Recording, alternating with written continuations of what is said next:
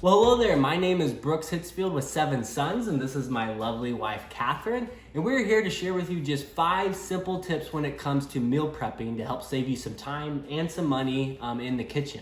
So I think with most of society, when it comes to, the reason why most of us don't have the healthy eating habits that we'd like to is just the time that it takes to do so.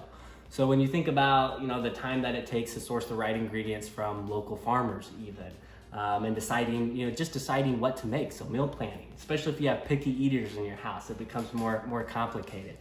So what we want to do is, it doesn't have to be that way. So what we want to do is Catherine and I, it's the new year here. So in January, we like to go on the Whole30 diet. So if you're not familiar with that, it's basically a 30-day cleanse where you eliminate your diet down to just a couple major food groups.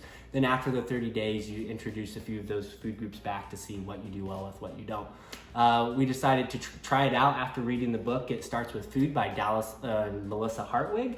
So you can feel free to check that out. But I know the new year is a time for a lot of us where we want to, new year, new you. So you want to start off with healthier eating habits. So, and if you're spending more time in the kitchen to do so, meal prepping is going to be one of your best friends. So with the Whole30 coming up for us, yesterday we spent half the day in the kitchen and we knocked out 40 freezer meals all at once.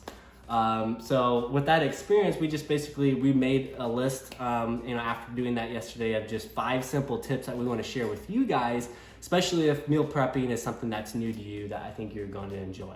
All right, so tip number 1 is to keep it social.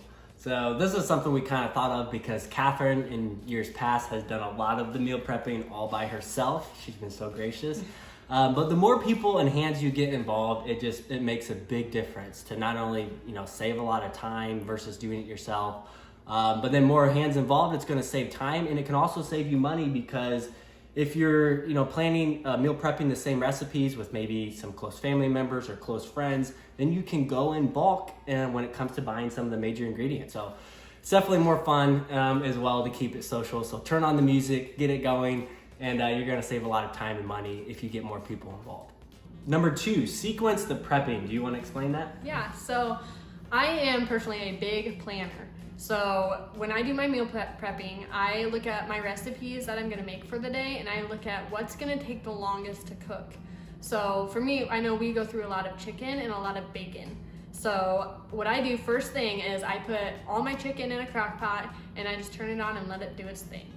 Same with the bacon. I pop that in the oven and let those cook, and then I am freed up to just start chopping vegetables and getting other things prepped so that I can really utilize my time and be effective with it. The last thing you want is to get at a point during the meal planning day and then everyone's just stopped. They're waiting for something to finish cooking before we can continue.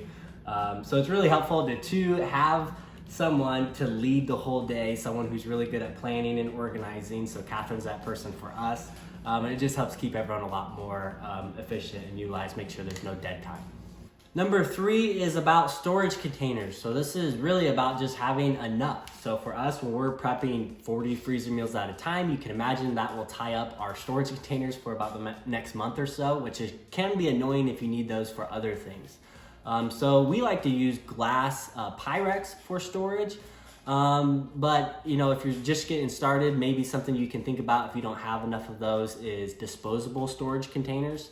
You can get those aluminum foil dishes that you can pop in the oven, or even some BPA-free plastics and things like that you can dispose of on an ongoing basis. Mm-hmm. And disposable containers really come in handy on those nights that you just need something quick. So I know for us, with both of us working, some nights we just come home and I'm not in the mood to cook and I'm not in the mood to clean up. So those disposable containers just come in handy. You just pop them in the oven, throw them away. Also, maybe you or your kid gets sick. It's just one of those really convenient meals that you just are able to pull out of the freezer and then easy cleanup. So it adds a lot of convenience. So maybe something you can think about on a long term is maybe some of the recipes that you meal prep is doing part of it inside the disposable containers and the rest inside of long-term storage like the glass Pyrex and things like that. That way you have something, as an option for those nights where you need the quick cleanup.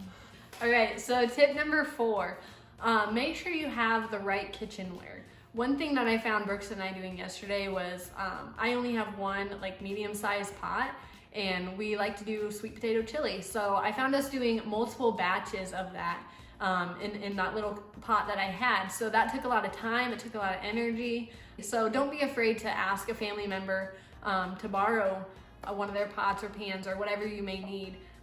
Because anything that you can do to make your day run smoothly, the better. Yeah, so it's really just about having the right tools for the job. Obviously it's going to save a lot of time. And again, you're just doing this for one day. So if you can't make the investment in, obviously the kitchenware and stuff that you need, then don't be afraid to ask a family member if you can loan something out, because it's just one day and that's something you can return very quickly.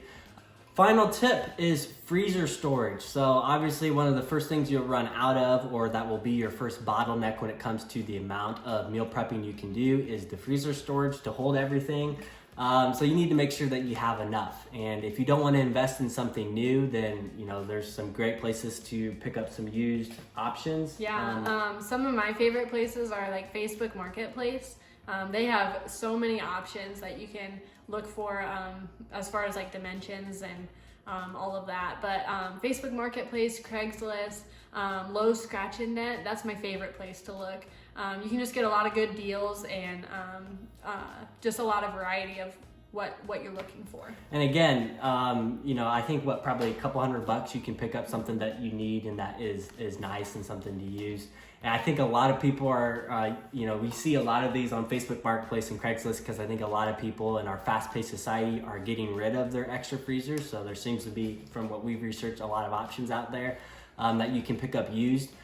So there you have it. That's the 5 tips when it comes to meal prepping, if this is something that's new to you. So thanks a lot for watching. If you were watching this and you're a veteran in the kitchen and you thought of some advice that others could benefit from that we didn't mention, feel free to share that in the comments below for others to see. And as a final reminder, when it comes to creating healthier eating habits, another thing that takes a lot of time is finding the right ingredients from local farmers that you can trust. So at Seven Sons, we raise grass-fed beef, pastured pork, and poultry. You can find our products at sevensons.net. And if you order online, we'll actually deliver that order directly to your door. So again, this is about convenience and helping save you time to make all of this a lot easier for you. So feel free to check that out, like the video, and thanks again for watching. We'll see you guys next time.